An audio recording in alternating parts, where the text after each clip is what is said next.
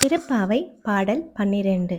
கனைத்திலங் கற்றெருமை கன்றுக்கு இரங்கி நினைத்து முளைவழியே நின்றுபால் சோர நினைத்தில்லம் சேரார்க்கும் நற்செல்வன் தங்காய் பனித்தலை வீழ நின்வாசல் கடைப்பற்றி சினத்தினால் தென் இலங்கை கோமானை சென்ற மனத்துக்கு இனியானை பாடவும் நீ வாய்திறவாய் இனித்தான் எழுந்திராய் ஈதென்ன பேருறக்கம் அனைத்தில்ல தாரும் அணிந்தேலோர் எம்பாவாய்.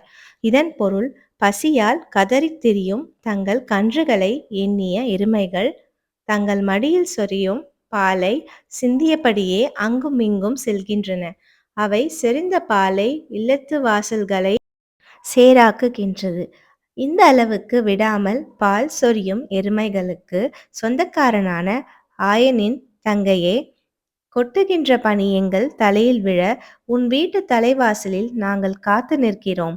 சீதையை கவர்ந்து சென்ற ராவணனின் மீது கோபம் கொண்டு அவனை அழிக்க ராமாவதாரம் எடுத்த கோமானாகிய அந்த நாராயணனின் பெருமையை பாடுகிறோம்.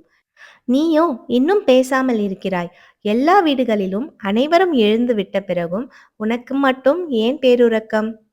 எருமைகள் பால் சொரிந்து உறங்கும் தோழியின் இல்லவாசலை சேராக்கிவிட்டதால் அவளது வீட்டுக்குள் நுழைய முடியாத பெண்கள் அவளது வீட்டு வாசலில் உள்ள ஒரு கட்டையை பிடித்து தொங்கியபடி அவளை எழுப்புகிறார்களாம். இந்த பாடலில் தலையிலோ பனி பெய்கிறது.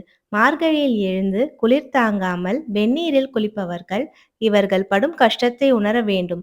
கீழே பால் வெள்ளத்தால் குளிர்ச்சி, மேலே பனியின் குளிர்ச்சி, இத்தனையையும் தாண்டி இறைவனை அடைய எத்தனிக்கிறார்கள் இவர்கள்.